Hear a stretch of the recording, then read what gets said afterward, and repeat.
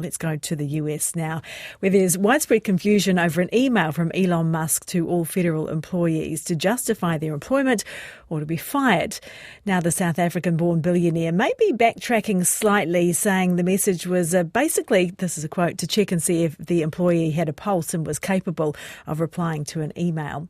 Mr. Musk's directive, the deadline of which passed last night, was later clarified, stating that it was in fact up to each individual agency to determine how they want to handle the Department of Government Efficiency, or DOGE, as you may have heard it referred to that initiative. President Donald Trump has defended the cutthroat tactic. We have people that don't show up to work and nobody even knows that they work for the government. So by asking the question, tell us what you did this week, what he's doing is saying, are you actually working?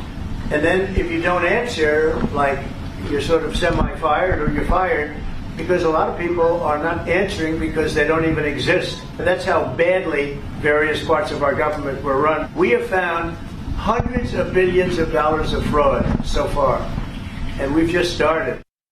For more, we're joined live now from Washington, D.C. by our correspondent Simon Marks. Good morning, Simon. Now, can you clear up some confusion here, if you can? Because some employees are being told don't bother responding to this email. Others are saying that they must respond.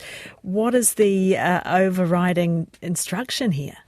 Well, this has been 72 hours of pure chaos in Washington, D.C. and in government departments and agencies across the city and up and down the land, Ingrid, because, first of all, there was no warning that this email was coming from Elon Musk. He sent it out just a couple of hours after Donald Trump took to his social media platform to say that he wanted Elon Musk to be more aggressive in his handling of the federal workforce. And remember that already Mr. Musk has fired hundreds of thousands of civil servants here, celebrating his moves as he paraded around the stage of the CPAC conference last week, brandishing a chainsaw, despite the enormous sense of catastrophe and stress that his actions have caused for the federal workers that he's already ousted from their jobs and for their families, who must now wonder how they are going to go about making a living.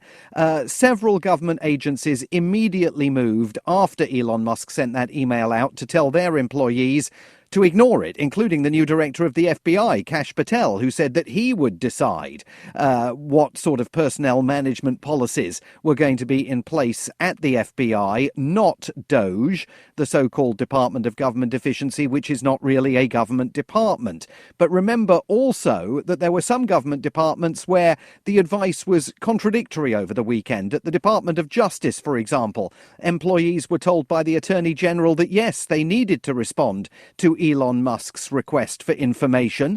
Then at the end of the weekend, they were told, actually, no, you don't need to respond to it. At the Department of Health and Human Services, now presided over by Robert F. Kennedy Jr., the advice was even more extraordinary. First, they were told to respond.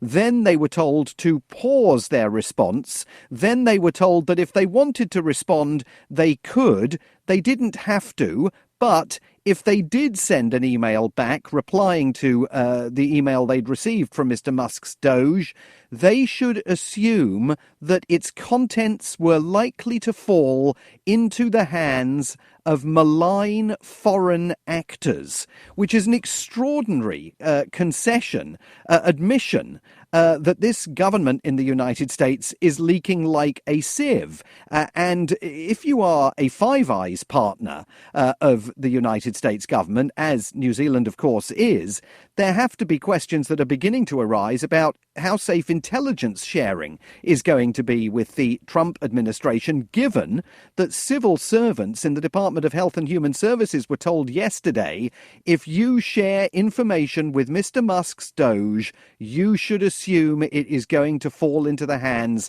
of malign foreign actors. It's a pretty extraordinary place for the country to be finding itself. Yes, I know that email did say keep any classified information out of your email, which is a little bit tricky, isn't it, if that is part of your job. Has DOGE actually achieved anything so far?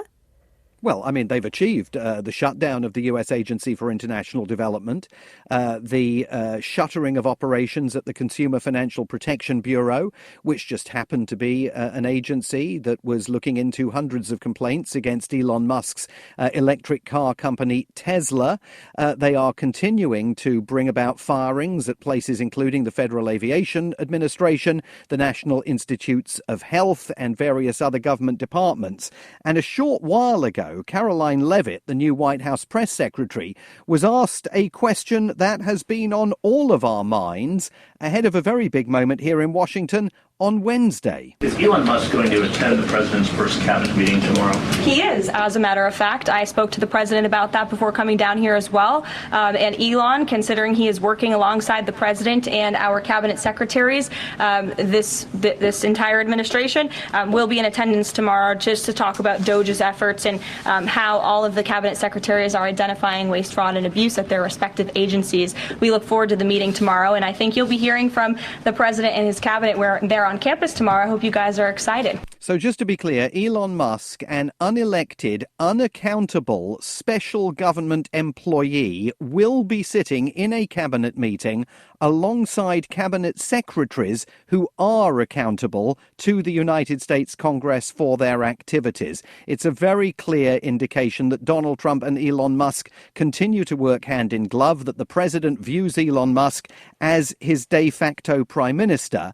And it's also worth underscoring that when Donald Trump says that Elon Musk has uncovered hundreds of billions of dollars of fraud as he's gone about this journey of trimming waste from the United States government budget, fraud is a criminal activity. And yet there is no indication that a single criminal case has yet been brought arising from the hundreds of billions of dollars of fraud, undisclosed fraud, that Elon Musk is said to have uncovered. Extraordinary. Much more to say on this. We'll be talking to you a lot, no doubt about that. That's our correspondent in Washington, D.C., Simon Marks. And I guess Mr. Patel and Mr. Kennedy will be around that cabinet table as well, coming face to face with Elon Musk.